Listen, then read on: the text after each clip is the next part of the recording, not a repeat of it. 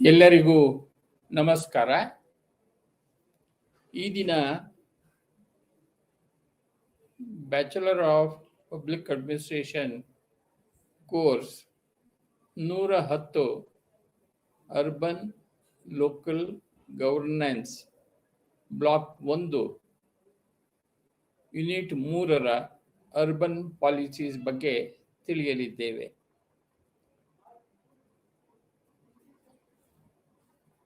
ಈ ಘಟಕದ ಸ್ಟ್ರಕ್ಚರ್ ಬಂದು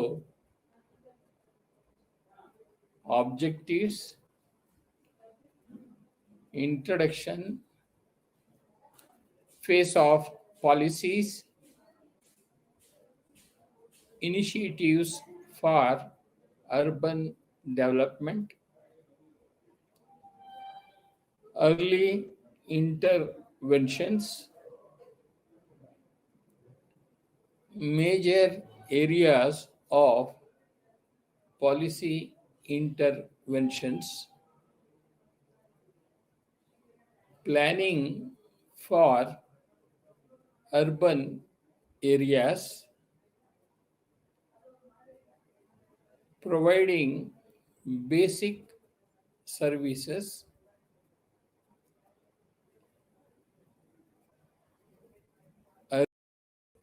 ನ್ಯಾಷನಲ್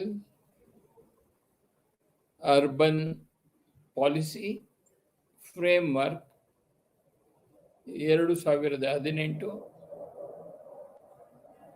ಸಮ್ಮರಿ.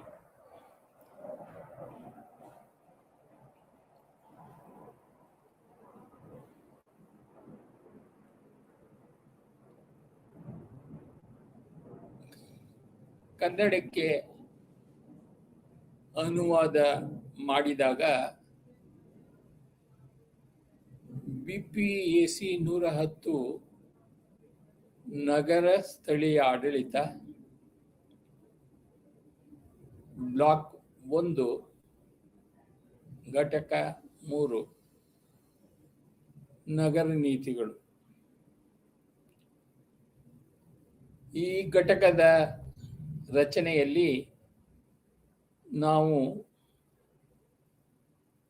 ಉದ್ದೇಶಗಳನ್ನು ತಿಳಿಯಲಿದ್ದೇವೆ, ಪರಿಚಯವನ್ನು ಮಾಡಿಕೊಳ್ಳಲಿದ್ದೇವೆ, ನಗರಾಭಿವೃದ್ಧಿಗಾಗಿ ನೀತಿಗಳು ಮತ್ತು ಉಪಕ್ರಮಗಳ ಹಂತಗಳ ಬಗ್ಗೆ ತಿಳಿಯಲಿದ್ದೇವೆ,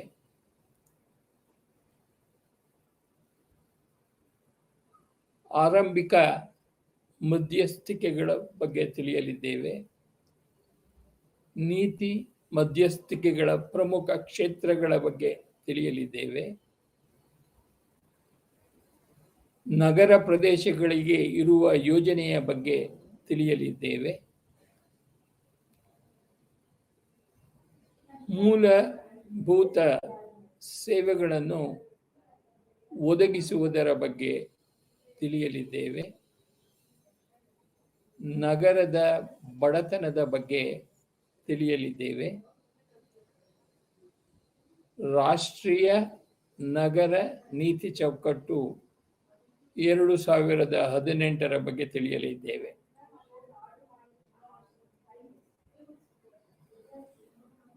ಪ್ಯಾರಾ 3ರಿಂದ 3.1, 3.2, 3.3, 3.4, 3.4.1, 3.4.2, 3.4.3, 3.5ರ ಸಾರಾಂಶವನ್ನು ನಾವು 3.6ರಲ್ಲಿ ತಿಳಿಯಲಿದ್ದೇವೆ.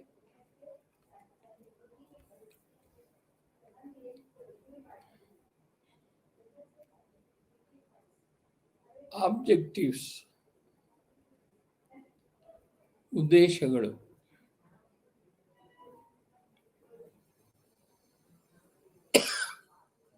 ಈ ಘಟಕ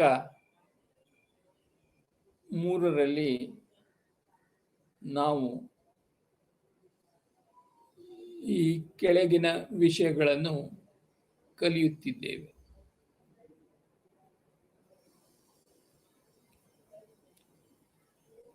ನಗರ ಪ್ರದೇಶಗಳ ಕಡೆಗೆ ಸರ್ಕಾರದ ವಿಧಾನ,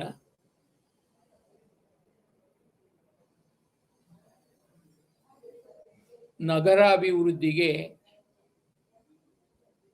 ತೆಗೆದುಕೊಂಡ ಕ್ರಮಗಳು,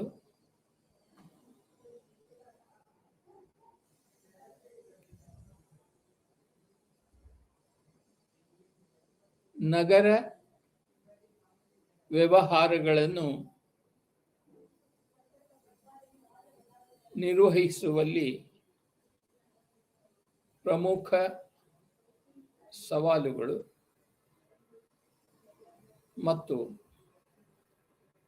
ನಗರ ನೀತಿಗಳಾಗಿ ವಿವಿಧ ಪ್ರಯತ್ನಗಳು.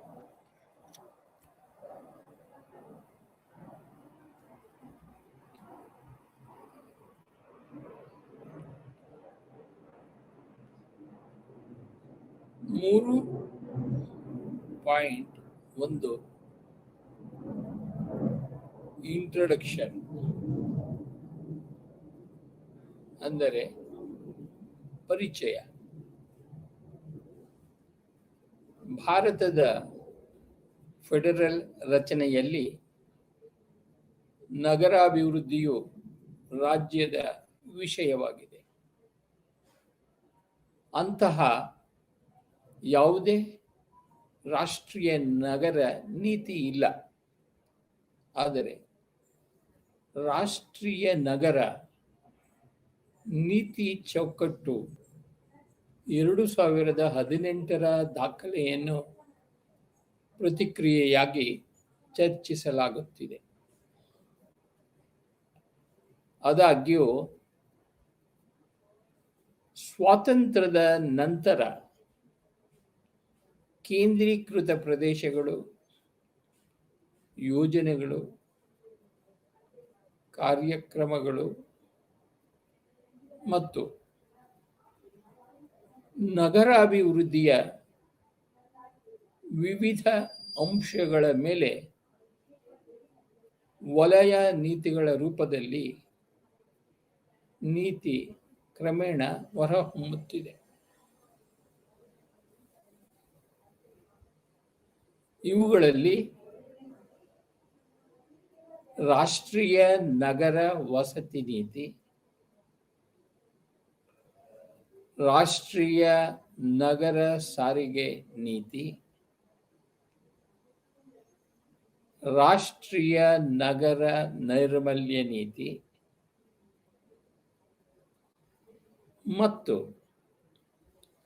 ಬೀದಿ ವ್ಯಾಪಾರಿಗಳ ರಾಷ್ಟ್ರೀಯ ನೀತಿ ಸೇರಿವೆ. ಮತ್ತು ಜವಾಹರಲಾಲ್ ರಾಷ್ಟ್ರೀಯ ನಗರ ನವೀಕರಣ ಮಿಷನ್ ಮತ್ತು ಭಾರತ ಸರ್ಕಾರದ ನಗರ ವಲಯದ ಮಿಷನ್ಗಳು ಸೇರಿದಂತೆ ಹಲವಾರು ಕಾರ್ಯಕ್ರಮಗಳನ್ನು 2015ರಿಂದ ಪ್ರಾರಂಭಿಸಲಾಗಿದೆ.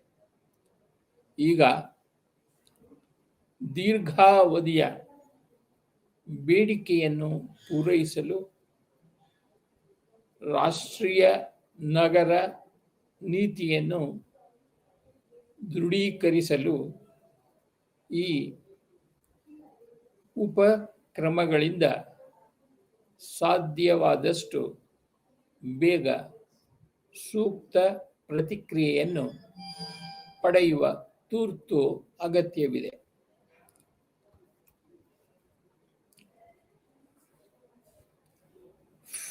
Phases of policies, initiatives for urban development. ನಗರ ಅಭಿವೃದ್ಧಿಗಾಗಿ ನೀತಿಗಳು, ಉಪಕ್ರಮಗಳು ಹಾಗೂ ಹಂತಗಳು. ಸರ್ಕಾರದ ವಿಧಾನಗಳ ಆಧಾರದ ಮೇಲೆ ಸ್ವಾತಂತ್ರ್ಯದ ನಂತರದ ಅವಧಿಯನ್ನು 3 ವಿಭಿನ್ನ ಹಂತಗಳನ್ನಾಗಿ ವಿಂಗಡಿಸಬಹುದಾಗಿದೆ.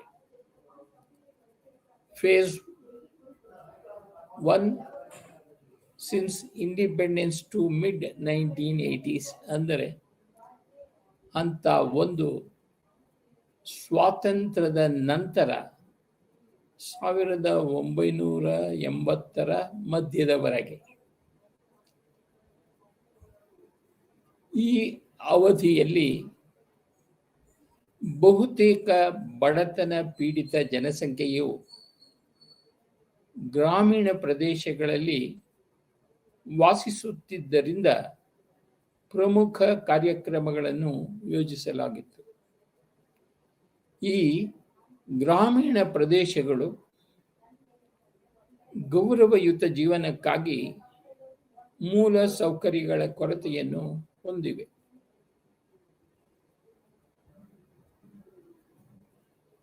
ಪ್ರಜಾಪ್ರಭುತ್ವ ವ್ಯವಸ್ಥೆಯಲ್ಲಿ ರಾಜಕೀಯವು ಬಹುಪಾಲು ಜನಸಂಖ್ಯೆಯ ಗಮನವನ್ನು ಬಯಸುತ್ತದೆ.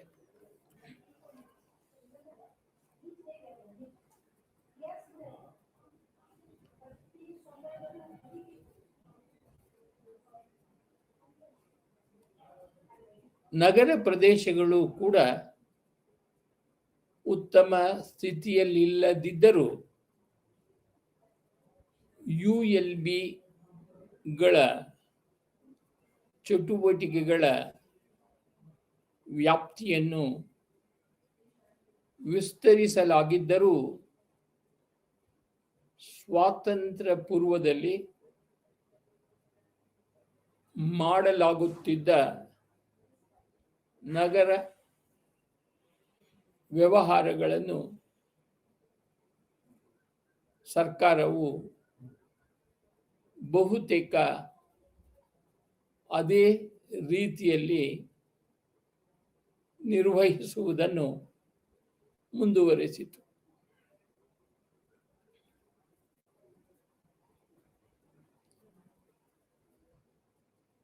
ಎಲ್ಲ ನಗರ ಸಮಸ್ಯೆಗಳು 13 ಮೇ 1952ರಂದು ರಚನೆಯಾದ ಕೆಲಸಗಳು, ವಸತಿ ಮತ್ತು ಸರಬರಾಜು ಸಚಿವಾಲಯದ ಡೊಮೇನ್ ಅಡಿಯಲ್ಲಿ ಬಂದವು. ಮತ್ತು ತರುವಾಯ ಇದನ್ನು ವಸತಿ ಮತ್ತು ನಗರ ವ್ಯವಹಾರಗಳ ಸಚಿವಾಲಯ ಎಂದು ಮರು ನಾಮಕರಣ ಮಾಡಲಾಯಿತು. ಅಂದರೆ ಈಗ ನಗರಾಭಿವೃದ್ಧಿಗಾಗಿ ನೋಡೆಲ್ ಸಚಿವಾಲಯವಾಗಿದೆ. Phase 2 mid 1980s to mid 2000. ಹಂತ 2 1980ರ ದಶಕದ ಮಧ್ಯದಿಂದ 2000ರ ಮಧ್ಯದವರೆಗೆ. 1980ರ ದಶಕದ ಮಧ್ಯಭಾಗದಲ್ಲಿ ಅನೇಕ ಹೊಸ ನಗರಗಳು ಹೊರಹೊಮ್ಮಿದವು ಮತ್ತು ಅಸ್ತಿತ್ವದಲ್ಲಿರುವ ನಗರಗಳು ತಮ್ಮ ನಾಗರಿಕರಿಗೆ ಮೂಲಭೂತ ಸೇವೆಗಳನ್ನು ಒದಗಿಸುವಲ್ಲಿ ಅಸ್ತವ್ಯಸ್ತವಾಗಿರುವ ಪರಿಸ್ಥಿತಿಯನ್ನು ಎದುರಿಸುತ್ತಿವೆ.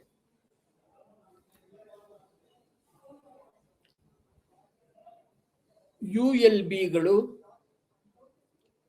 ಆಯಾ ರಾಜ್ಯ ಸರ್ಕಾರಗಳ ನಿರ್ಲಕ್ಷ್ಯವನ್ನು ಎದುರಿಸಿದವು.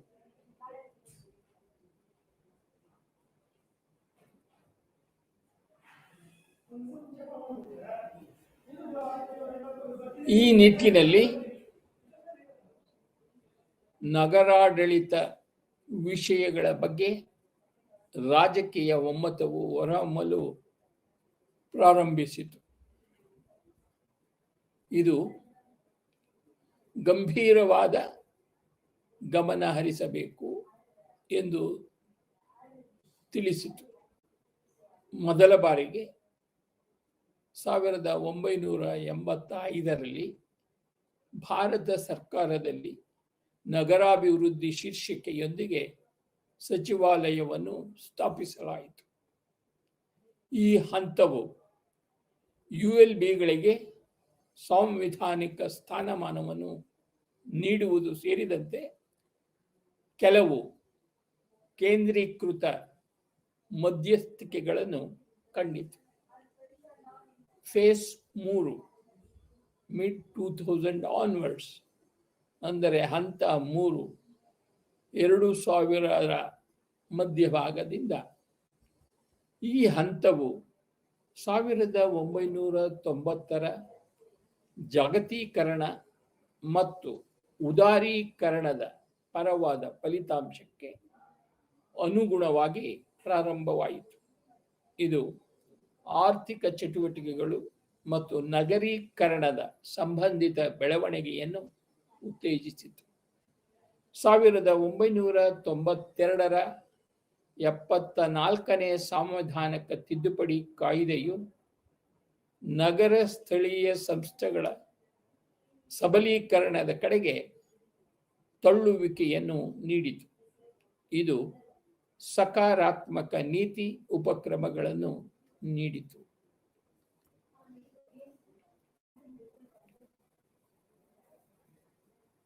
ಜವಾಹರ್ಲಾಲ್ ನೆಹರು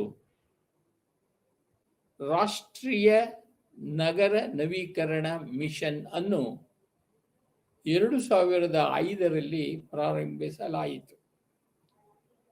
ಇದು ನಗರ ಆಡಳಿತವನ್ನು ಸುಧಾರಿಸುವ ಮೊದಲ ಪ್ರಮುಖ ಉಪಕ್ರಮವೆಂದು ಹೇಳಬಹುದು ಮತ್ತು ಕೆಲವು ಮೂಲಭೂತ ಸೇವೆಗಳ ವಿತರಣೆಯನ್ನು ಇದರಲ್ಲಿ ಕೇಂದ್ರ ಸರ್ಕಾರವು ಭಾರತದಲ್ಲಿ ನಗರ ಯೋಜನೆಯ ಭವಿಷ್ಯದ ಕಡೆಗೆ ಸಮಗ್ರ ಮತ್ತು ಸುಸಂಬದ್ಧವಾದ ವಿಧಾನಕ್ಕಾಗಿ ರಾಷ್ಟ್ರೀಯ ನಗರ ನೀತಿ ಚೌಕಟ್ಟನ್ನು ಪ್ರಸ್ತಾಪಿಸಿತು.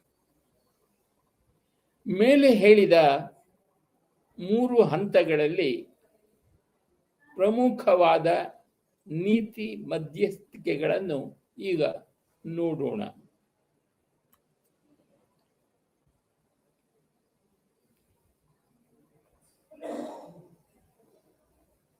Early interventions,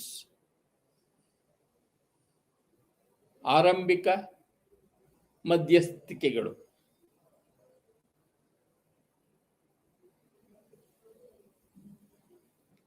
ಭಾರತದಾದ್ಯಂತ ಸ್ಥಳೀಯ ಸ್ವ ಆಡಳಿತವನ್ನು ಉತ್ತೇಜಿಸಲು ಸಾಮಾನ್ಯ ಕಾರ್ಯಕ್ರಮವನ್ನು ರೂಪಿಸಲು 1948ರಲ್ಲಿ ಸ್ಥಳೀಯ ಸ್ವಸರ್ಕಾರದ ಮಂತ್ರಿಗಳ ಮೊದಲ ಸಮ್ಮೇಳನವನ್ನು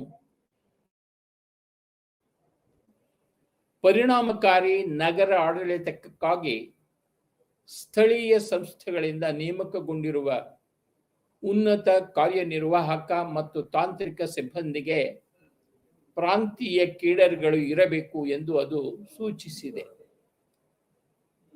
ನಗರ ಸ್ಥಳೀಯ ಸಂಸ್ಥೆಗಳ ಹಣಕಾಸಿನ ಸಮಸ್ಯೆಗಳನ್ನು ಪರಿಶೀಲಿಸಲು ಕೇಂದ್ರ ಸರ್ಕಾರವು 1951ರಲ್ಲಿ ಸ್ಥಳೀಯ ಹಣಕಾಸು ವಿಚಾರಣಾ ಸಮಿತಿಯನ್ನು ಮತ್ತು 1953ರಲ್ಲಿ ತೆರಿಗೆ ವಿಚಾರಣಾ ಆಯೋಗವನ್ನು ರಚಿಸಿತು.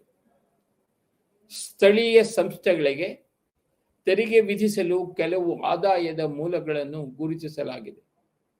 1954ರಲ್ಲಿ ಸ್ಥಳೀಯ ಸ್ವಸರ್ಕಾರದ ಮಂತ್ರಿಗಳ ಸಮ್ಮೇಳನದ ಶಿಫಾರಸುಗಳ ಮೇರೆಗೆ ನಗರ ವಲಯಕ್ಕೆ ಸಂಬಂಧಿಸಿದ ಸಮಸ್ಯೆಗಳನ್ನು ಪರಿಶೀಲಿಸಲು 1954ರಲ್ಲಿ ಭಾರತದ ಸಂವಿಧಾನದ 263ನೇ ವಿಧಿಯ ಅಡಿಯಲ್ಲಿ ಸ್ಥಳೀಯ ಸ್ವಸರ್ಕಾರದ ಕೇಂದ್ರ ಮಂಡಳಿಯನ್ನು ಸ್ಥಾಪಿಸಲಾಯಿತು.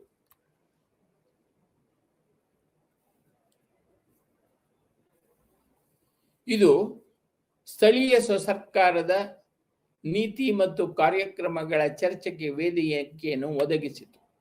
1964ರಲ್ಲಿ ಸ್ಥಳೀಯ ಸ್ವಸರ್ಕಾರದ ಕೇಂದ್ರ, ಕೌನ್ಸಿಲ್ ಮತ್ತು ಪಟ್ಟಣ ಮತ್ತು ಗ್ರಾಮ ಯೋಜನೆಗಾಗಿ ರಾಜ್ಯ ಮಂತ್ರಿಗಳ 3ನೇ ಸಮ್ಮೇಳನದ ಶಿಫಾರಸುಗಳ ಮೇಲೆ ಭಾರತ ಸರ್ಕಾರವು ಈ ಕೆಳಗಿನ ಉಲ್ಲೇಖದ ನಿಯಮಗಳೊಂದಿಗೆ ಗ್ರಾಮೀಣ ನಗರ ಸಂಬಂಧ ಸಮಿತಿಯನ್ನು ಸ್ಥಾಪಿಸಿತು. Determination of criteria for the demarcation of urban and rural areas, ಅಂದರೆ ನಗರ ಮತ್ತು ಗ್ರಾಮೀಣ ಪ್ರದೇಶಗಳ ಗಡಿ ರೇಖೆಯ ಮಾನದಂಡಗಳ ನಿರ್ಣಯ. Making recommendations regarding the relationship between the urban local bodies and the panchayat Raj institutions, ಅಂದರೆ ನಗರ ಸ್ಥಳೀಯ ಸಂಸ್ಥೆಗಳು ಮತ್ತು ಪಂಚಾಯತ್ ರಾಜ್ ಸಂಸ್ಥೆಗಳ ನಡುವಿನ ಸಂಬಂಧದ ಬಗ್ಗೆ ಶಿಫಾರಸುಗಳನ್ನು ಮಾಡುವುದು. Defining the structure and functions of the urban local bodies, ಅಂದರೆ ನಗರ ಸ್ಥಳೀಯ ಸಂಸ್ಥೆಗಳ ರಚನೆ ಮತ್ತು ಕಾರ್ಯಗಳನ್ನು ವ್ಯಾಖ್ಯಾನಿಸುವುದು. Making recommendations about the lines on which urban community development work may be undertaken in municipal areas and, ಪುರಸಭೆಯ ಪ್ರದೇಶಗಳಲ್ಲಿ ನಗರ ಸಮುದಾಯ ಅಭಿವೃದ್ಧಿ ಕಾರ್ಯಕ್ರಮಗಳನ್ನು ಕೈಗೊಳ್ಳಬಹುದಾದ ಮಾರ್ಗಗಳ ಬಗ್ಗೆ ಶಿಫಾರಸುಗಳನ್ನು ಮಾಡುವುದು. ಮತ್ತು making recommendations for more efficient effective functioning of the urban local bodies generally, ಅಂದರೆ ಸಾಮಾನ್ಯವಾಗಿ ನಗರ ಸ್ಥಳೀಯ ಸಂಸ್ಥೆಗಳ ಹೆಚ್ಚು ಪರಿಣಾಮಕಾರಿ ಮತ್ತು ಪರಿಣಾಮಕಾರಿ ಕಾರ್ಯನಿರ್ವಹಣೆಗಾಗಿ ಶಿಫಾರಸುಗಳನ್ನು ಮಾಡುವುದು ಎಂದರ್ಥ.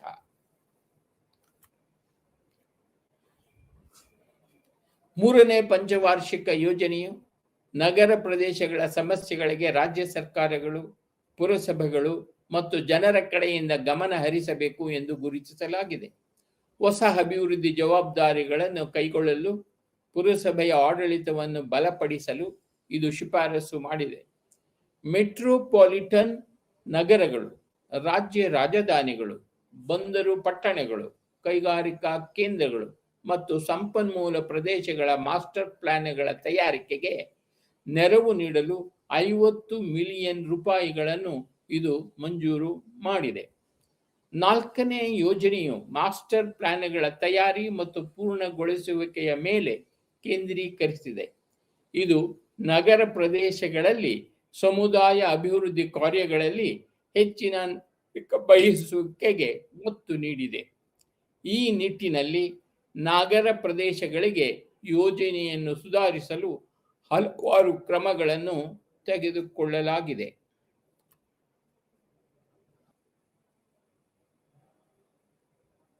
ನ್ಯಾಷನಲ್ ಕಮಿಷನ್ ಆನ್ ಅರ್ಬನೈಸೇಷನ್, ನಾಗರೀಕರಣ ಸಂಪೂರ್ಣ ಹರವು ಪರೀಕ್ಷಿಸಲು 1986ರಲ್ಲಿ ರಾಷ್ಟ್ರೀಯ ನಗರೀಕರಣ ಆಯೋಗವನ್ನು ಸ್ಥಾಪಿಸಲಾಯಿತು ಮತ್ತು ನಗರ ಪ್ರದೇಶಗಳಿಗೆ ನೀತಿಯನ್ನು ರೂಪಿಸಲು ಅನುಕೂಲ ನಗರ ಸಮಸ್ಯೆಗಳನ್ನು ಸಮಗ್ರವಾಗಿ ನೋಡುವ ಮೊದಲ ಪ್ರಮುಖ ಪ್ರಯತ್ನ ಇದಾಗಿದೆ. ನಗರಗಳು ಸಂಪತ್ತಿನ ಉತ್ಪಾದಕವಾಗಿ ಮಾತ್ರವಲ್ಲದೆ ಹೆಚ್ಚುವರಿ ಗ್ರಾಮೀಣ ಜನಸಂಖ್ಯೆಗೆ ಲಾಭದಾಯಕ ಉದ್ಯೋಗವನ್ನು ಒದಗಿಸುತ್ತದೆ ಎಂಬ ಅರಿವು ಇತ್ತು. ಆದಾಗ್ಯೂ ನೆಲದ ವಾಸ್ತವವೆಂದರೆ ಕೊಳೆಯುತ್ತಿರುವ ನಗರ ಮೂಲಸೌಕರ್ಯ, ದೋಷಪೂರಿತ ಯೋಜನೆ, ಆಡಳಿತ ಅಸಮರ್ಥತೆ ಮತ್ತು ಅಸಮರ್ಪಕ ಸಂಪನ್ಮೂಲ ಕ್ರೋಢೀಕರಣ ಮತ್ತು ಹಂಚಿಕೆ ಇವೆಲ್ಲವೂ ನಗರ ಅಸ್ವಸ್ಥತೆಯ ಭಾಗವಾಗಿದೆ. ಆಯೋಗದ ಉಲ್ಲೇಖದ ನಿಯಮಗಳು ಈ ಕೆಳಕಂಡಂತೆ ಇವೆ.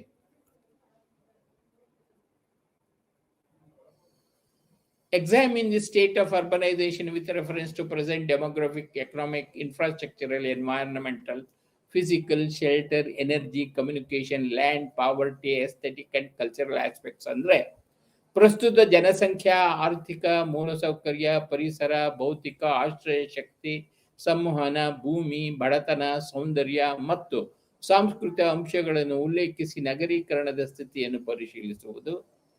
ಆದ್ಯತೆಯ ಕ್ರಿಯೆಯ ಪ್ರದೇಶಗಳನ್ನು ಗುರುತಿಸುವುದು, ಭವಿಷ್ಯದ ಅಗತ್ಯಗಳ ಪ್ರಕ್ಷೇಪಗಳನ್ನು ಮಾಡುವುದು ಮತ್ತು ಲಭ್ಯವಿರುವ ಸಂಪನ್ಮೂಲಗಳನ್ನು ಅಂದಾಜು ಮಾಡುವುದು. ಆದ್ಯತೆಯ ಪ್ರದೇಶಗಳಲ್ಲಿ ನಿರ್ದಿಷ್ಟ ಕ್ರಿಯಾ ಯೋಜನೆಗೆ ಮೂಲ ಮಾರ್ಗಸೂಚಿಗಳನ್ನು ಸಿದ್ಧಪಡಿಸುವುದು. ನೀತಿ ಚೌಕಟ್ಟುಗಳನ್ನು ವಿಕಸನಗೊಳಿಸುವುದು ಮತ್ತು ನಿರ್ವಹಣಾ ನಗರೀಕರಣ ಉತ್ತೇಜನಕ್ಕಾಗಿ ಮೂಲಭೂತ ವಿಧಾನಗಳನ್ನು ಸೂಚಿಸುವುದು ಮತ್ತು ಸರ್ಕಾರ, ಶೈಕ್ಷಣಿಕ ಮತ್ತು ಸಂಶೋಧನಾ ಸಂಸ್ಥೆಗಳು ಮತ್ತು ನಾಗರಿಕ ಗುಂಪುಗಳ ನಡುವೆ ನಡೆಯುತ್ತಿರುವ ಪ್ರಕ್ರಿಯೆಯಾಗಿ ಸಂವಹನ ಜಾಲಗಳನ್ನು ರಚಿಸುವ ವಿಧಾನಗಳು. ಐದನೆಯದು suggesting on institutional framework for monitoring the effective implementation of the Commission's recommendations. ಅಂದರೆ ಆಯೋಗದ ಶಿಫಾರಸುಗಳ ಪರಿಣಾಮಕಾರಿ ಅನುಷ್ಠಾನದ ಮೇಲ್ವಿಚಾರಣೆಗಾಗಿ ಸಾಂಸ್ಥಿಕ ಚೌಕಟ್ಟನ್ನು ಸೂಚಿಸುವುದು. Considering of any other matter having a bearing on urbanization. ನಗರೀಕರಣದ ಮೇಲೆ ಪ್ರಭಾವ ಬೀರುವ ಯಾವುದೇ ಇತರ ವಿಷಯವನ್ನು ಪರಿಗಣಿಸುವುದು. ಆಯೋಗವು ವ್ಯಾಪಕ ಶಿಫಾರಸುಗಳನ್ನು ಮಾಡಿದೆ. ಸಣ್ಣ ಮತ್ತು ಮಧ್ಯಂತರ ಮಟ್ಟದ ಪಟ್ಟಣಗಳ ಬೆಳವಣಿಗೆಯತ್ತ ಗಮನ ಹರಿಸುವಂತೆ ಅದು ಸೂಚಿಸಿದೆ. ಇದರಿಂದಾಗಿ ಮಹಾನಗರ ಕೇಂದ್ರಗಳಲ್ಲಿ ವಲಸೆಯ ವಿಪರೀತ ಕಡಿಮೆಯಾಗುತ್ತಿದೆ.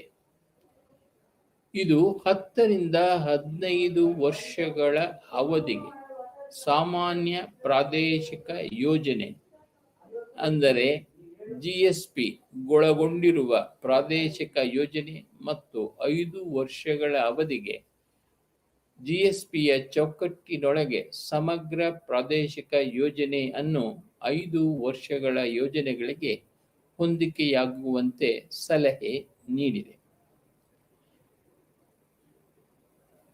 ಅಲ್ಲಿ ನೀತಿಗಳು ಮತ್ತು ತಂತ್ರಗಳು ರಾಷ್ಟ್ರೀಯ ಮಟ್ಟದಿಂದ ರಾಜ್ಯ ಮಟ್ಟಕ್ಕೆ ಮತ್ತು ರಾಜ್ಯ ಮಟ್ಟದಿಂದ ಜಿಲ್ಲೆಗಳಿಗೆ ಕೆಳಮುಖವಾಗಿ ಹರಿಯುತ್ತವೆ. ಇದು 49 ಪ್ರಾದೇಶಿಕ ಆದ್ಯತೆಯ ನಗರ ಪ್ರದೇಶಗಳನ್ನು ಗುರುತಿಸಿದೆ.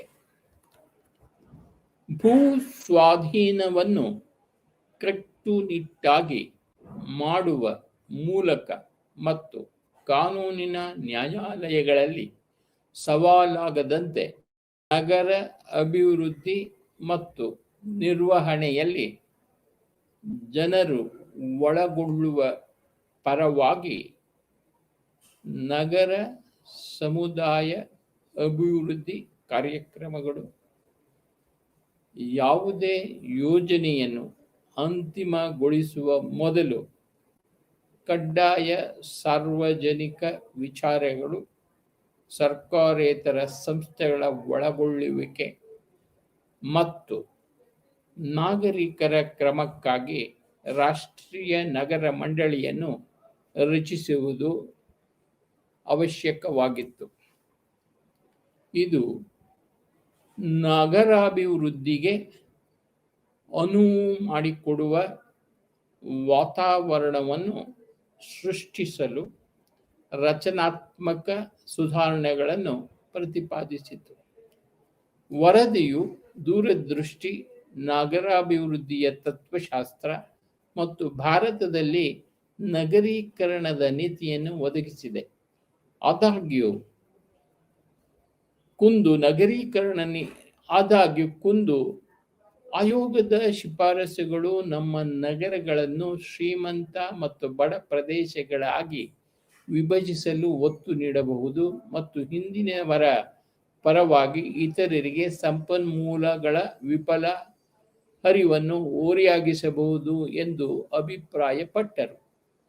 ಅವರು ಗಮನಿಸುವುದೇನೆಂದರೆ ವರದಿಯು ಶಿಫಾರಸುಗಳ ದೀರ್ಘ ಪಟ್ಟಿಯನ್ನು ಮುಂದಿಡುತ್ತದೆ, ಆದರೆ ಇವುಗಳು ಹೇಗೆ ಬಂದಿವೆ ಎಂಬುದನ್ನು ತೋರಿಸಲು ಅಮೂಲ್ಯವಾದ ಸ್ವಲ್ಪ ನೋವುಗಳನ್ನು ತೆಗೆದುಕೊಳ್ಳುತ್ತದೆ ಎಂದು ಎನ್ಸಿಯುನಿಂದ ವಿವರದ ವಿಶ್ಲೇಷಣೆಯು ಎನ್ಸಿಯುನಿಂದ ನಿಯೋಜಿಸಲ್ಪಟ್ಟ ಅಧ್ಯಯನಗಳ ಮೇಲೆ ಅಥವಾ ಲಭ್ಯವಿರುವ ಸಾಹಿತ್ಯದ ಸಮೀಕ್ಷೆಯ ಮೇಲೆ ಆಧಾರಿತವಾಗಿರಬೇಕು ಎಂಬ ಕುಂದು ಅವರ ವಾದವು ಸ್ಪಷ್ಟವಾಗಿ ಗೈರು ಹಾಜರಾಗಿರುವುದು ಕಂಡುಬಂದಿದೆ. ಆದಾಗ್ಯೂ ಎನ್ಸಿಯು ನಗರ ಮತ್ತು ರಾಜ್ಯ ಮಟ್ಟದಲ್ಲಿ ವ್ಯಾಪಕವಾದ ಸಮಾಲೋಚನೆಗಳ ಪ್ರಕ್ರಿಯೆಯನ್ನು ಪ್ರಾರಂಭಿಸಿತು ಮತ್ತು ಮೊದಲ ಬಾರಿಗೆ ನಗರ ಕಾರ್ಯಸೂಚಿಯು ದೇಶದಲ್ಲಿ ವ್ಯಾಪಕ ಗಮನ ಸೆಳೆಯಿತು.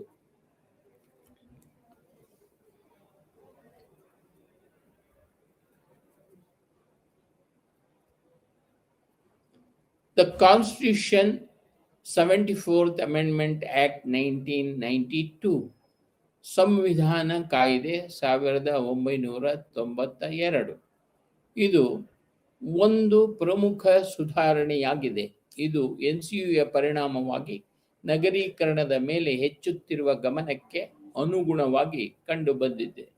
ಯುಎಲ್ಬಿಗಳನ್ನು ಬಲಪಡಿಸಲು ಮತ್ತು ಅವುಗಳ ಕಾರ್ಯಗಳನ್ನು ನಿರ್ವಹಿಸಲು ಅಧಿಕಾರ ನೀಡುತ್ತದೆ. ಈ ಕಾಯ್ದೆಯು ಯುಎಲ್ಬಿಗಳ ಹಿತಾಸಕ್ತಿಗಳನ್ನು ಕಾಪಾಡಲು ಸಾಂವಿಧಾನಿಕ ಖಾತರಿಯನ್ನು ಒದಗಿಸಿದೆ. ಮೊದಲನೆಯದು ಚುನಾವಣೆಗಳ ನಿಯಮಿತ ಮತ್ತು ನ್ಯಾಯಯುತ ನಡವಳಿಕೆ. ಎರಡನೆಯದು ಶೆಡ್ಯೂಲ್ 12 ಅಡಿಯಲ್ಲಿ ಕಾರ್ಯಗಳ ಸೂಚಕ ಪಟ್ಟಿ. ಮೂರನೆಯದು ಚುನಾಯಿತ ಸಂಸ್ಥೆಗಳಲ್ಲಿ ಎಸ್ಸಿ, ಎಸ್ಟಿ ಮತ್ತು ಮಹಿಳೆಯರಿಗೆ ಸಾಕಷ್ಟು ಪ್ರಾತಿನಿಧ್ಯ. ನಾಲ್ಕನೆಯದು ದೃಢವಾದ ತಳಹದಿಯ ಮೇಲೆ ಇರಿಸುವುದು. ರಾಜ್ಯ ಸರ್ಕಾರ ಮತ್ತು ಯುಎಲ್ಬಿಗಳ ನಡುವಿನ ಸಂಬಂಧಕ್ಕೆ ಸಂಬಂಧಿಸಿರುವಂತೆ ಇದು ಇರಬೇಕಾಗುತ್ತದೆ. ನಗರ ಸ್ಥಳೀಯ ಸಂಸ್ಥೆಗಳ ಕಾರ್ಯಗಳು ಮತ್ತು ತೆರಿಗೆ ಅಧಿಕಾರಗಳು ಮತ್ತು ರಾಜ್ಯ ಸರ್ಕಾರ ಮತ್ತು ಯುಎಲ್ಬಿಗಳ ನಡುವೆ ಆದಾಯ ಹಂಚಿಕೆಗೆ ವ್ಯವಸ್ಥೆ ಮತ್ತು ಜಿಲ್ಲಾ ಮತ್ತು ಮಹಾನಗರ ಮಟ್ಟದಲ್ಲಿ ಯೋಜನೆಯಲ್ಲಿ ತಳಮಟ್ಟದಲ್ಲಿ ಚುನಾಯಿತ ಪ್ರತಿನಿಧಿಗಳ ಪಾಲ್ಗೊಳ್ಳುವಿಕೆ ಇರಬೇಕೆಂದು ಉದ್ದೇಶಿಸಿದೆ. Major areas of policy interventions ನೀತಿಯ ಮಧ್ಯಸ್ಥಿಕೆಗಳ ಪ್ರಮುಖ ಕ್ಷೇತ್ರಗಳು. ಸಂಪನ್ಮೂಲ ನಿರ್ಬಂಧಗಳು ಮತ್ತು ನಗರಗಳ ಹೆಚ್ಚುತ್ತಿರುವ ಕೊಳೆತದ ದೃಷ್ಟಿಯಿಂದ ಕೆಳಗಿನ ವಿಭಿನ್ನ ಪ್ರದೇಶಗಳಿಗೆ ತುರ್ತು ಆಧಾರದ ಮೇಲೆ ಹಸ್ತಕ್ಷೇಪ ಅಗತ್ಯವಿದೆ ಎಂದು ನೀತಿ ನಿರ್ಮಾಪಕರು ಅರಿತುಕೊಂಡರು. 3.4.1 ಪ್ಲಾನಿಂಗ್ ಫಾರ್ ಅರ್ಬನ್ ಏರಿಯಾಸ್ ನಗರಗಳು ಮತ್ತು ಪಟ್ಟಣಗಳು ವರ್ಷಗಳಲ್ಲಿ ಯೋಜಿತವಲ್ಲದ ಬೆಳವಣಿಗೆಯನ್ನು ತಂದಿವೆ, ಆದರೂ ಮೊದಲಿನಿಂದಲೂ ಕ್ರಮಗಳನ್ನು ತೆಗೆದುಕೊಳ್ಳಲಾಗಿದೆ. 1948ರಲ್ಲಿ ಸುಧಾರಣಾ ಟ್ರಸ್ಟ್ಗಳ ಸಮ್ಮೇಳನವು 10,000ಕ್ಕಿಂತ ಹೆಚ್ಚಿನ ಜನಸಂಖ್ಯೆಯನ್ನು ಹೊಂದಿರುವ ಎಲ್ಲ ಪಟ್ಟಣಗಳು ಮಾಸ್ಟರ್ ಪ್ಲಾನ್ಗಳನ್ನು ಹೊಂದಿರಬೇಕು ಮತ್ತು ಟ್ರಸ್ಟ್ಗಳ ಎಲ್ಲ ಯೋಜನೆಗಳು ಈ ಮಾಸ್ಟರ್ ಪ್ಲಾನ್ಗಳ ಚೌಕಟ್ಟಿನೊಳಗೆ ಇರಬೇಕು ಎಂದು ಪ್ರಸ್ತಾಪಿಸಿತು. 1960ರಲ್ಲಿ town and country planning organisation ನಿಂದ ಮಾದರಿ ನಗರ ಮತ್ತು ಗ್ರಾಮ ಯೋಜನೆ ಕಾನೂನನ್ನು ತಯಾರಿಸಲಾಯಿತು. ಇದು ನಗರ ಯೋಜನೆಗಾಗಿ 1960ರ ದಶಕದ ಆರಂಭದಲ್ಲಿ ವಿವಿಧ ರಾಜ್ಯ ಮಟ್ಟದ ಕಾಯ್ದೆಗಳಿಗೆ ಕಾರಣವಾಯಿತು. ಮೂರನೇ ಪಂಚವಾರ್ಷಿಕ ಯೋಜನೆಯ ಅವಧಿಯಲ್ಲಿ ಕೇಂದ್ರ ಸರ್ಕಾರವು ನಗರ ಮತ್ತು ಗ್ರಾಮಾಂತರ ಯೋಜನಾ ಇಲಾಖೆಗಳನ್ನು ಸ್ಥಾಪಿಸಲು ರಾಜ್ಯಗಳಿಗೆ ಸಂಪೂರ್ಣ ಹಣವನ್ನು ಒದಗಿಸಿತು. ಇದು ಮಾಸ್ಟರ್ ಪ್ಲಾನ್ಗಳನ್ನು ಸಿದ್ಧಪಡಿಸುವ ಪ್ರಕ್ರಿಯೆಯನ್ನು ಕೈಗೆತ್ತಿಕೊಂಡಿತು. ಅಭಿವೃದ್ಧಿ ಯೋಜನೆಗಳು, ಪ್ರಾದೇಶಿಕ ಯೋಜನೆಗಳು, ನಗರ ಯೋಜನೆಗಳು, ವಲಯ ಯೋಜನೆಗಳು, ಅಭಿವೃದ್ಧಿ ಯೋಜನೆಗಳು, ಪ್ರದೇಶದ ಯೋಜನೆಗಳು, ಕೇಂದ್ರ ಮತ್ತು ರಾಜ್ಯ ವಲಯದ ಯೋಜನೆಗಳ ಅನುಷ್ಠಾನ, ಅಭಿವೃದ್ಧಿ ನಿಯಂತ್ರಣ ಮತ್ತು ಯೋಜನಾ ಅನುಮತಿಗಳನ್ನು ಸಿದ್ಧಪಡಿಸುವ ಜವಾಬ್ದಾರಿಯನ್ನು ಸಹ ಅವರಿಗೆ ನೀಡಲಾಯಿತು.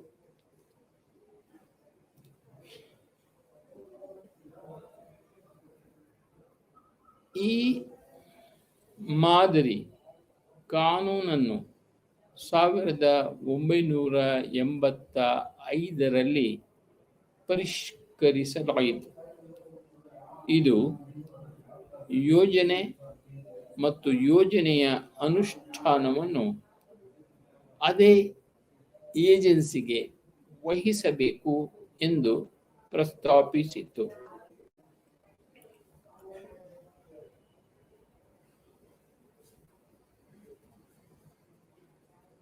ಡೆವಲಪ್ಮೆಂಟ್ ಅಥಾರಿಟೀಸ್, ಅಭಿವೃದ್ಧಿ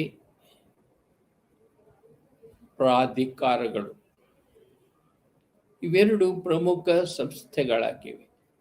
ಇವು ಯುಎಲ್ಬಿಗಳ ಭೌಗೋಳಿಕ ಗಡಿಯ ಹೊರಗಿನ ಪ್ರದೇಶಗಳ ಅಭಿವೃದ್ಧಿಗೆ ಜವಾಬ್ದಾರರಾಗಿರುತ್ತವೆ. ಅದು ಪರಿವರ್ತನೆಯ ಹಂತದಲ್ಲಿದೆ ಅಥವಾ ಭವಿಷ್ಯದಲ್ಲಿ ನಗರವಾಗಬಹುದು.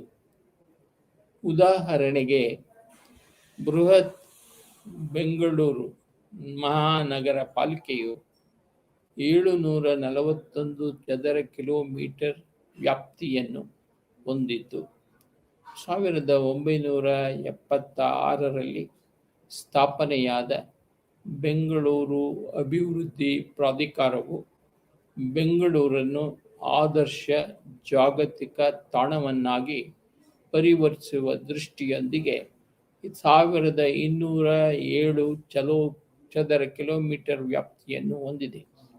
ಈ ಡೆವಲಪ್ಮೆಂಟ್ ಅಥಾರಿಟಿಗಳು ಶಾಸನಬದ್ಧ ಸಂಸ್ಥೆಗಳಾಗಿವೆ. ಇದು ಮಾಸ್ಟರ್ ಪ್ಲಾನ್ ಅನ್ನು ಸಿದ್ಧಪಡಿಸುತ್ತದೆ ಮತ್ತು ಭೂ ಅಭಿವೃದ್ಧಿ ಮತ್ತು ನಗರ ಮೂಲ ಸೌಕರ್ಯಗಳನ್ನು ರಚಿಸುವ ಯೋಜನೆಯನ್ನು ನಂತರ ಸಂಬಂಧಪಟ್ಟ ಯುಎಲ್ಬಿಗೆ ಹಸ್ತಾಂತರಿಸಲಾಗುವುದು. ವ್ಯವಸ್ಥೆಗಳು ರಾಜ್ಯದಿಂದ ರಾಜ್ಯಕ್ಕೆ ಬದಲಾಗುತ್ತವೆ. ಉದಾಹರಣೆಗೆ, ಉತ್ತರ ಪ್ರದೇಶವು ಲಕ್ನೋ ಅಭಿವೃದ್ಧಿ ಪ್ರಾಧಿಕಾರ, ಕಾನ್ಪುರ ಅಭಿವೃದ್ಧಿ ಪ್ರಾಧಿಕಾರ ಇತ್ಯಾದಿ ನಗರ ಆಧಾರಿತ ಅಧಿಕಾರಗಳನ್ನು ಹೊಂದಿದೆ. ಹರಿಯಾಣ ರಾಜ್ಯವು ರಾಜ್ಯ ಮಟ್ಟದ ಅಭಿವೃದ್ಧಿ ಪ್ರಾಧಿಕಾರವನ್ನು ಹೊಂದಿದೆ.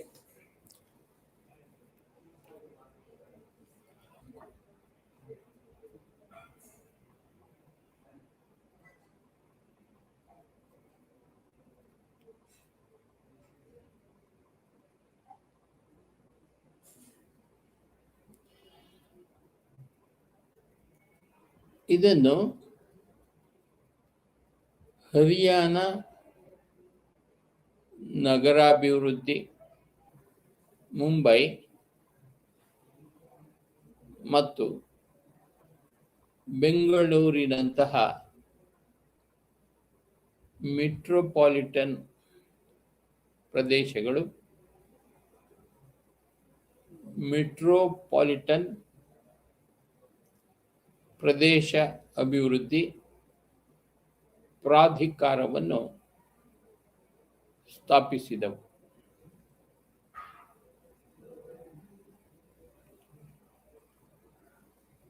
ಏಕೆಂದರೆ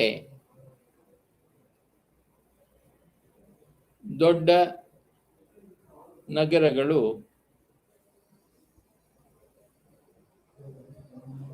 ಉದ್ಯೋಗ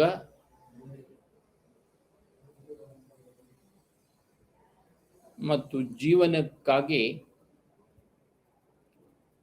ಅನೇಕ ಜನರನ್ನು ಆಕರ್ಷಿಸುತ್ತವೆ.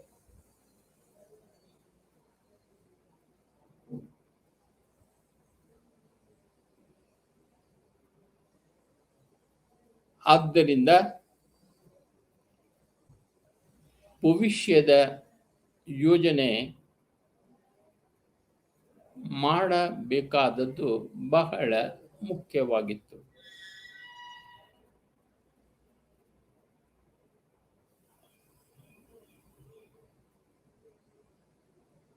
ಮುಂಬೈ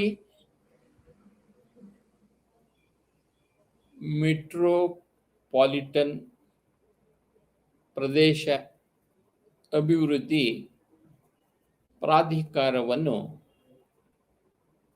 1975ರಲ್ಲಿ ಸ್ಥಾಪಿಸಲಾಯಿತು.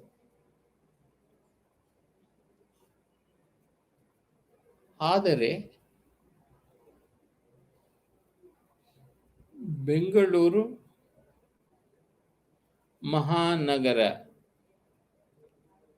ಪ್ರದೇಶ ಅಭಿವೃದ್ಧಿ ಪ್ರಾಧಿಕಾರವನ್ನು ಅಂದರೆ BMRDA 1985ರಲ್ಲಿ ಸ್ಥಾಪಿಸಲಾಯಿತು.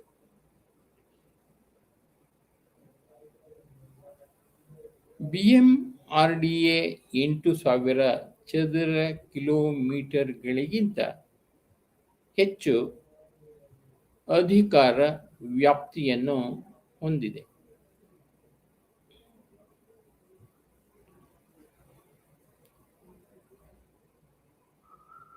ಎಪ್ಪತ್ತ4ನೇ ಸಂವಿಧಾನಕ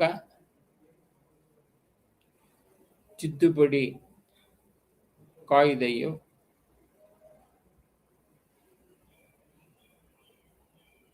ಹನ್ನೆರಡನೇ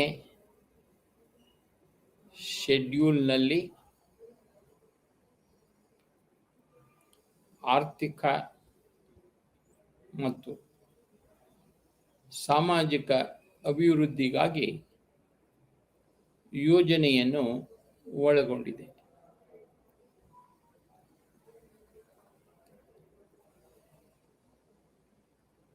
ಹೀಗಾಗಿ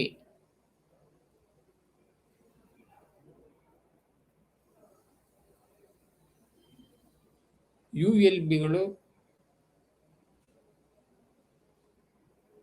ಜಿಲ್ಲಾ ಯೋಜನಾ ಸಮಿತಿಗಳು ಅಂದರೆ ಡಿಸ್ಟ್ರಿಕ್ಟ್ ಪ್ಲಾನಿಂಗ್ ಕಮಿಟಿಗಳು ಮತ್ತು ಮೆಟ್ರೋಪಾಲಿಟನ್ ಯೋಜನಾ ಸಮಿತಿಗಳೇ ಅಂದರೆ ಮೆಟ್ರೋಪಾಲಿಟನ್ ಪ್ಲಾನಿಂಗ್ ಕಮಿಟಿಗಳು ಗೆ ಈ ಜವಾಬ್ದಾರಿಯನ್ನು ನೀಡಲಾಗಿದೆ.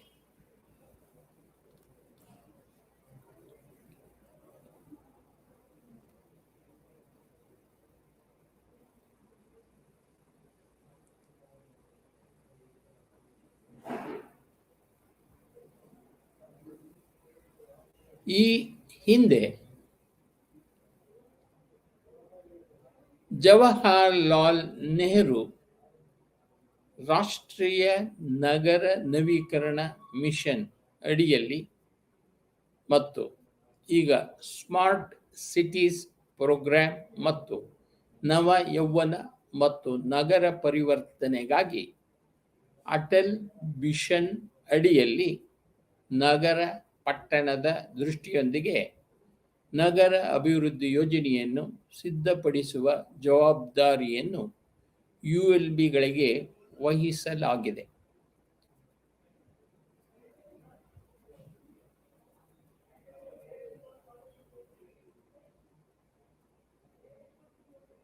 ಈ ನಿಟ್ಟಿನಲ್ಲಿ ULB ಮಟ್ಟದಲ್ಲಿ ಸಾಮರ್ಥ್ಯದ ಕೊರತೆಯಿಂದಾಗಿ ಹೆಚ್ಚಿನ ULBಗಳು JNNURM ಅವಧಿಯಲ್ಲಿ ಹೊರಗಿನ ಪರಿಣಿತ ಏಜೆನ್ಸಿಗಳನ್ನು ತೊಡಗಿಸಿಕೊಂಡಿವೆ.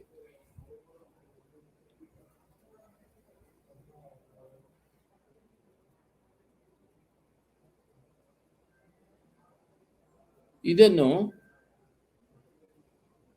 ಭಾರತ ಸರ್ಕಾರವು ಎಂಪ್ಯಾನಲ್ ಮಾಡಿದೆ.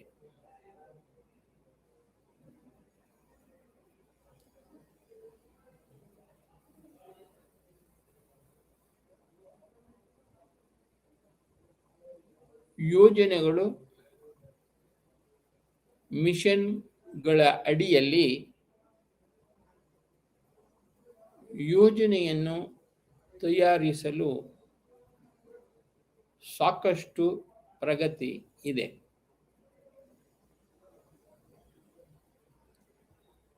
ಆದರೆ 2 ಅಂಶಗಳ ಅಂತರದಿಂದ ಯೋಜನೆಗಳ ಅನುಷ್ಠಾನ ನಿರೀಕ್ಷಿತ ಪ್ರಮಾಣದಲ್ಲಿ ಆಗಿಲ್ಲ.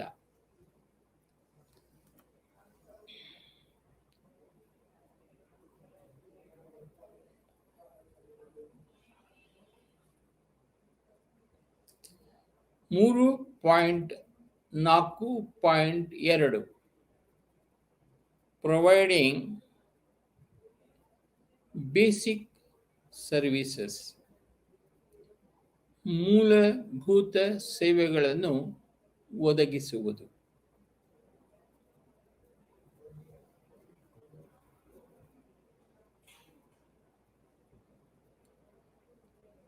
ನಾಗರಿಕರಿಗೆ ಅನೇಕ ಸೇವೆಗಳ ಅಗತ್ಯವಿದ್ದರೂ ಸೇವೆಯ ಪ್ರಕಾರವನ್ನು ಅವಲಂಬಿಸಿ ಸರ್ಕಾರದ ವಿವಿಧ ಹಂತಗಳಿಂದ ನೀಡಬಹುದು.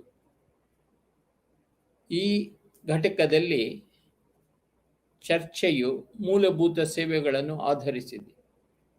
ಇದು ಘನತೆಯ ಮಾನವ ಅಸ್ತಿತ್ವಕ್ಕೆ ಅವಶ್ಯಕವಾಗಿದೆ. ಸಾಮಾನ್ಯವಾಗಿ 7 ಸೇವೆಗಳನ್ನು ಸ್ಥಳೀಯ ಹಂತಗಳಿಗೆ ಪರಿಗಣಿಸಲಾಗುತ್ತದೆ: ಆಶ್ರಯ, ನೀರು ಸರಬರಾಜು, ಒಳಚರಂಡಿ ಮತ್ತು ನೈರ್ಮಲ್ಯ, ಘನತ್ಯಾಜ್ಯ ನಿರ್ವಹಣೆ, ಸಾರಿಗೆ, ಶಿಕ್ಷಣ ಮತ್ತು ಆರೋಗ್ಯ. ಆದಾಗ್ಯೂ ಶಿಕ್ಷಣ ಮತ್ತು ಆರೋಗ್ಯವನ್ನು ಸರ್ಕಾರದ ಬಹು ಹಂತಗಳು ನೋಡಿಕೊಳ್ಳುವುದರಿಂದ ಆಯ್ದ ಸೇವೆಗಳನ್ನು ಇಲ್ಲಿ ಚರ್ಚಿಸಲಾಗುತ್ತಿದೆ. ಶೆಲ್ಟರ್. ಮೊದಲನೆಯದು ಆಶ್ರಯ. ವಸತಿ ಸ್ಟಾಕ್ ರಚಿಸುವುದು ಮೊದಲಿನಿಂದಲೂ ಸರ್ಕಾರದಿಂದ ತೆಗೆದುಕೊಳ್ಳಲ್ಪಟ್ಟಿದೆ. 1988ರಲ್ಲಿ ಸರ್ಕಾರವು ರಾಷ್ಟ್ರೀಯ ವಸತಿ ನೀತಿಯನ್ನು ಘೋಷಿಸಿತು. ಇದನ್ನು 1994ರಲ್ಲಿ ಪರಿಷ್ಕರಿಸಲಾಯಿತು. ರಾಷ್ಟ್ರೀಯ ವಸತಿ ನೀತಿ 1994 ಆರೋಗ್ಯಕರ ಪರಿಸರವನ್ನು ಉತ್ತೇಜಿಸುವ ದೃಷ್ಟಿಯಿಂದ ಮೂಲಭೂತ ಕನಿಷ್ಠ ಸೇವೆಗಳ ಮೂಲಕ ಭೂ ಸೇವೆಯ ಪೂರೈಕೆಯನ್ನು ಹೆಚ್ಚಿಸಲು ಪ್ರಯತ್ನಿಸಿತು. ಖಾಸಗಿ ವಲಯದ ಭಾಗವಹಿಸುವಿಕೆಗೆ ಅಗತ್ಯವಾದ ಉತ್ತೇಜನವನ್ನು ಒದಗಿಸಲು 1997ರಲ್ಲಿ ಅರ್ಬನ್ ಲ್ಯಾಂಡ್ ಸೀಲಿಂಗ್ ಮತ್ತು ರೆಗ್ಯುಲೇಷನ್ ಆಕ್ಟ್ ULCRA ಜಾರಿಗೆ ತರಲಾಯಿತು. ಆದರೆ ವಸತಿಗಾಗಿ ಹೆಚ್ಚುವರಿ ಭೂಮಿಯನ್ನು ಒದಗಿಸಲು ಅದರ ಅಸಮರ್ಥತೆಯಿಂದಾಗಿ 1997ರಲ್ಲಿ ರದ್ದುಗೊಳಿಸಲಾಯಿತು.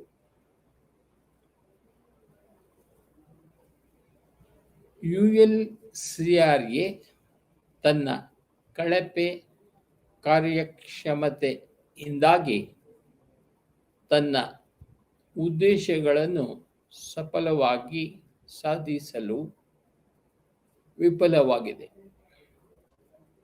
ಈ ಕಾಯ್ದೆಯ ರದ್ದತಿಯು ನಗರ ಭೂಮಿಯ ಸರಬರಾಜನ್ನು ಹೆಚ್ಚಿಸುವ ಮೂಲಕ ಮತ್ತು ವಸತಿ ಸ್ಟಾಕ್ನ ಬೆಳವಣಿಗೆಯ ದರವನ್ನು ಹೆಚ್ಚಿಸುವ ಮೂಲಕ ನಗರ ಭೂಮಿಯ ಲಭ್ಯತೆ ಮತ್ತು ಕೈಗೆಟುಕುವಿಕೆಯನ್ನು ಸುಗಮಗೊಳಿಸುವುದಾಗಿತ್ತು. ULCRA ನ ಶೋಚನೀಯ ಭಾಗವೆಂದರೆ ಅದು ಒಂದು ವರ್ಗದ ವ್ಯಕ್ತಿಗಳ ಸೃಷ್ಟಿಗೆ ಕಾರಣವಾಗಿದೆ. ಅವರು ತಮ್ಮ ರಾಜಕೀಯ ಸಂಪರ್ಕಗಳೊಂದಿಗೆ ನಗರ ಖಾಲಿ ಜಮೀನುಗಳ ಕಳಪೆ ವ್ಯವಹಾರಗಳಲ್ಲಿ ತ್ವರಿತವಾಗಿ ಹಣವನ್ನು ಗಳಿಸಿದರು. ಸಿದ್ದಿಕಿ ULCRAU ಸಂಸ್ಥೆಗಳಿನ ಹಲವಾರು ನ್ಯೂನತೆಗಳಿಂದ ಹತಾಶಗೊಂಡಿದೆ ಎಂದು ವಿಶ್ಲೇಷಿಸಿದ್ದಾರೆ. ಉದಾಹರಣೆಗೆ, ಪೂರ್ವಭಾವಿ ಕ್ರಮವನ್ನು ತೆಗೆದುಕೊಳ್ಳುವ ರಾಜಕೀಯ ಇಚ್ಛಾಶಕ್ತಿಯ ಕೊರತೆ, ಅಧಿಕಾರಶಾಹಿಯಲ್ಲಿ ಸಾಮರ್ಥ್ಯ ಮತ್ತು ಒಗ್ಗಟ್ಟು ಮತ್ತು ಇತರ ಸಕ್ರಿಯಗೊಳಿಸುವ ಶಾಸನಗಳಲ್ಲಿನ ತಿದ್ದುಪಡಿಗಳು ಕೆಲವನ್ನು ಹೆಸರಿಸಲು ಇವೆ. ಆದಾಗ್ಯೂ ಎಲ್ಲ ರಾಜ್ಯಗಳು ಕಾಯಿದೆಯನ್ನು ರದ್ದುಗೊಳಿಸಲಿಲ್ಲ. JNNURM ಅಡಿಯಲ್ಲಿ ಸಲಹೆ ನೀಡಲಾದ ಸುಧಾರಣೆಗಳಲ್ಲಿ ULCRA ರದ್ದತಿಯು ಒಂದು ಎಂದು ಗಮನಿಸಬೇಕಾದ ಅಂಶವಾಗಿದೆ. ಇದನ್ನು ಶೀಘ್ರದಲ್ಲೇ ರಾಷ್ಟ್ರೀಯ ವಸತಿ ಮತ್ತು ಅನುಷ್ಠಾನ ಮತ್ತು ಆವಾಸಸ್ಥಾನ ನೀತಿ 1998ರಲ್ಲಿ ಅನುಸರಿಸಲಾಯಿತು. ಇದು UN ಆವಾಸಸ್ಥಾನದ ಕಾರ್ಯಸೂಚಿಯಿಂದ ಬಹಳಷ್ಟು ಸೆಳೆಯಿತು. ಇದು ವಸತಿಗೆ ಪೂರಕವಾದ ಕೇಂದ್ರ ಬಿಂದುವಾಗಿ ಹ್ಯಾಬಿಟಾಟ್ ಅಂಶದ ಮೇಲೆ ಹೆಚ್ಚಿನ ಒತ್ತು ನೀಡಿತು.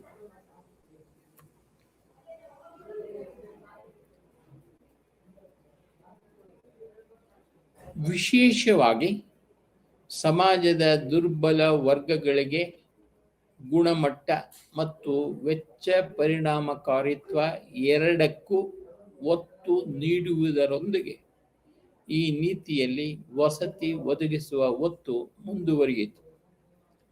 ಇದು ವಸತಿ ಮತ್ತು ಮೂಲ ಸೌಕರ್ಯದಲ್ಲಿ ಖಾಸಗಿ ವಲಯದ ಪ್ರದೇಶವನ್ನು ಸುಗಮಗೊಳಿಸಿತು ಮತ್ತು ಬಲವಾದ ಸಾರ್ವಜನಿಕ ಖಾಸಗಿ ಪಾಲುದಾರಿಕೆಯನ್ನು ಪ್ರತಿಪಾದಿಸಿತು.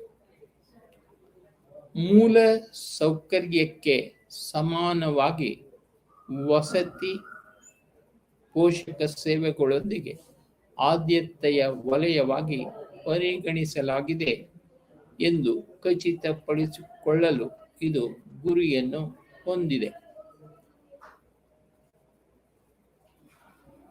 ವಸತಿ ನಿರ್ಮಾಣಕ್ಕೆ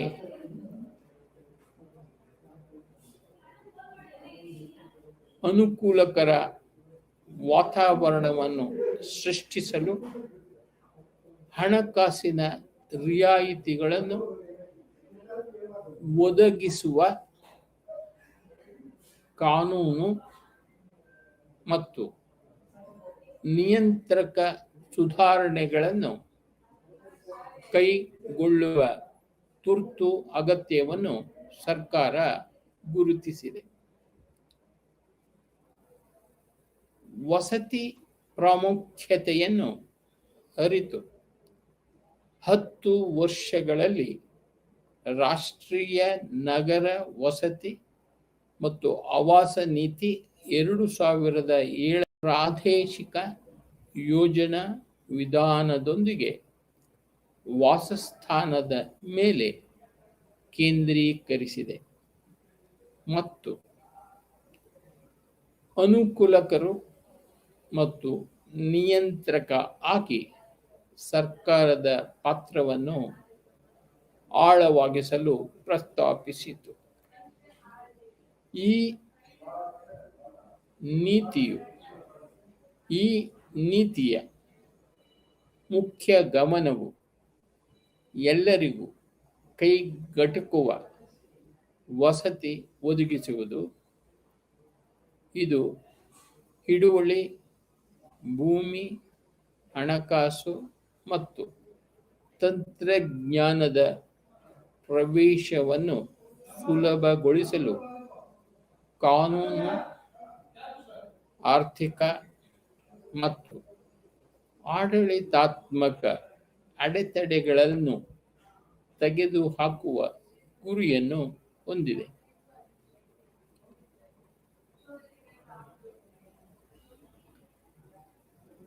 ಕಟ್ಟಡಗಳ ಮೇಲೆ ನೈಸರ್ಗಿಕ ವಿಪತ್ತುಗಳ ಪರಿಣಾಮಗಳನ್ನು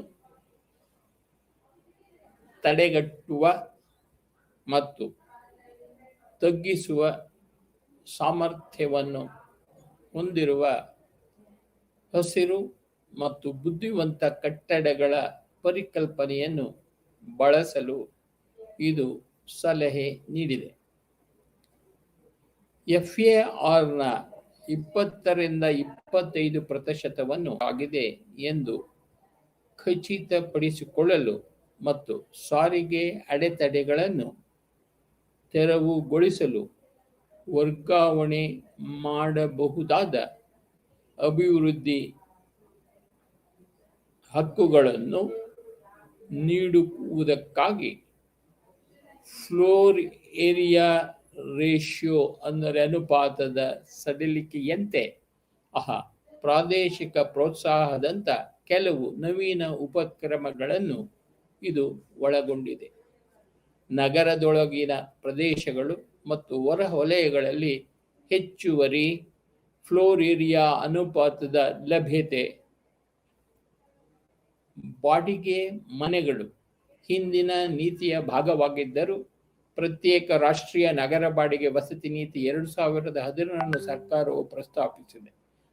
ಹೇಳುವ ಪ್ರಕಾರ ಸರ್ಕಾರಿ ನೀತಿಗಳ ಅಂತರವನ್ನು ತುಂಬಲು ವಿಫಲವಾಗಿವೆ, ಏಕೆಂದರೆ ಅವು ಮಾಲೀಕತ್ವದ ವಸತಿಗಳ ಮೇಲೆ ಮಾತ್ರ ಕೇಂದ್ರೀಕೃತವಾಗಿದೆ ಮತ್ತು ಬಾಡಿಗೆ ಮನೆಗಳನ್ನು ನಿರ್ಲಕ್ಷಿಸುತ್ತವೆ. 2015ರ ಕರಡು ರಾಷ್ಟ್ರೀಯ ನಗರ ಬಾಡಿಗೆ ವಸತಿ ನೀತಿ ಮತ್ತು 2019ರ ಮಾದರಿ ಬಾಡಿಗೆ ರಾಷ್ಟ್ರೀಯ ಕರಡು ಈ ಪರಿಸ್ಥಿತಿ ಸರಿಪಡಿಸುವ ಗುರಿಯನ್ನು ಹೊಂದಿದೆ.